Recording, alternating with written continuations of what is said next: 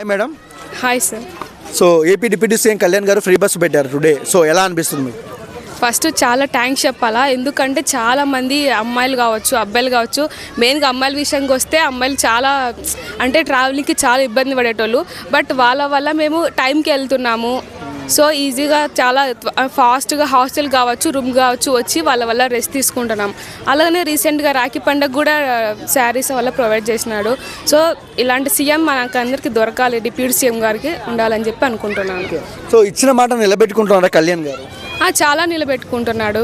పేరు మేము సినిమాస్లలో ఉంటారు కదా, సో అలా ఏం కాకుండా రియాలిటీలో కూడా తను ఒక లీడర్గా ఉండి సో అందరికీ మంచిగా హెల్ప్ చేస్తున్నాడు. అమ్మాయిలకి అయితే చాలా అంటే చాలా హెల్ప్ చేస్తున్నాడు. సో మన రాఖీ పండుగ అప్పుడు కూడా అమ్మాయిలు అంటే కొంతమంది మహిళలకు చీరలు పంపించారు, ఈరోజు ఫ్రీ బస్సు.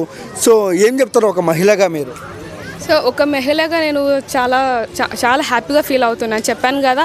సో వాళ్ళ వల్ల మేము అంటే ఎలాంటి రోడ్డు మీద వెళ్తే ఇప్పుడు ఇక్కడ హైదరాబాద్ అంటేనే ఫుల్ ట్రాఫిక్ ఉంటుంది.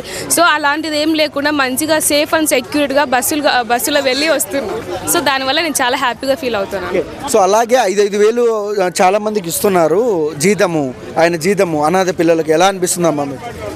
సో చాలా ఇప్పుడు మనం ఎట్టబోతే ఏముంది అని ఆలోచించేటోళ్ళు ఉన్నారు. అట్లాంటిది ఇప్పుడు అందరూ మన వాళ్ళే అని చెప్పి పిల్లలకి అందరికీ ఆకలే, ప్రతి ఒక్క పిల్లలకి వాళ్ళ కడుపు ఆకలి వేస్తుంది కదా, సో తీరుస్తున్నారు. సో ఇలాంటి వాళ్ళు మనకి దొరకాలని చెప్పి కోరుకుంటున్నాం. రాబోయే రోజుల్లో ఇలానే చేస్తే సీఎం అవుతారా కళ్యాణ్ గారు? పక్కాగా అవుతారు. నేను మాత్రం పక్కాగా సీఎంకే ఓటేస్తాను, పవన్ కళ్యాణ్కే నా ఓటేస్తాను. కళ్యాణ్ గారిలో నచ్చే క్వాలిటీ ఏంటమ్మా? క్వాలిటీ ఏంటంటే మెయిన్గా అమ్మాయి విషయంగా మంచిగా అంటే ఇప్పుడు సినిమాలలో చూసింటాం కదా, ఎక్కడికైనా ఈవెంట్కి వెళ్ళినప్పుడు ఏం పట్టించుకోడు. బట్ అమ్మాయిల విషయానికి వస్తే కొంచెం మాట్లాడి ఫొటోస్ దిగడానికి అట్లా ఏం లేకుండా మంచిగా కలిసి అందరితో ఫొటోస్ దిగి మాట్లాడతాడు.